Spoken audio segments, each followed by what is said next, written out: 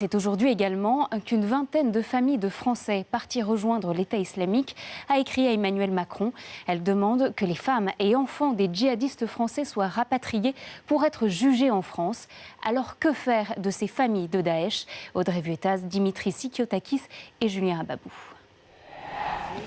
La question est épineuse. Depuis la chute de Raqqa, fief de Daesh en Syrie, elle devient brûlante. Que faire des djihadistes français et en particulier de leurs femmes et enfants?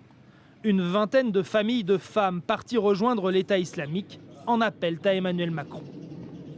J'ai choisi d'écrire aux autorités parce que aujourd'hui c'est un peu facile de les abandonner en disant ce sont des terroristes.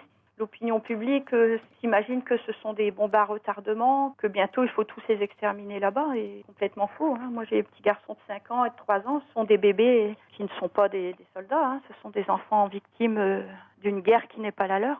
293 femmes et 506 enfants français seraient encore en Syrie. La France doit-elle les rapatrier? Nous avons rencontré aujourd'hui 2 des avocats qui mènent ce combat. Ils ont commis une infraction qui concerne la France aux yeux des autorités françaises. À partir de ce moment-là, leur pays étant la France, eux voulant rentrer, ils comprennent qu'ils doivent répondre aux questions des juges français. Et sur le tarmac de Roissy, c'est la même scène qui se passe. On passe les menottes à la mère, elle va être interrogée, elle va voir le juge et les enfants font l'objet d'un placement provisoire. Sujet éminemment délicat, pour des autorités pas toujours très claires. Selon elle, en Irak, État souverain, les adultes, hommes comme femmes, seront jugés sur place. En Syrie, État plus que divisé, la question du rapatriement se pose. Pour les enfants, partout, le retour semble possible si leurs parents le souhaitent. En général, ils ont moins de 12 ans, donc ils ne sont pas coupables de ce que leurs parents ont fait.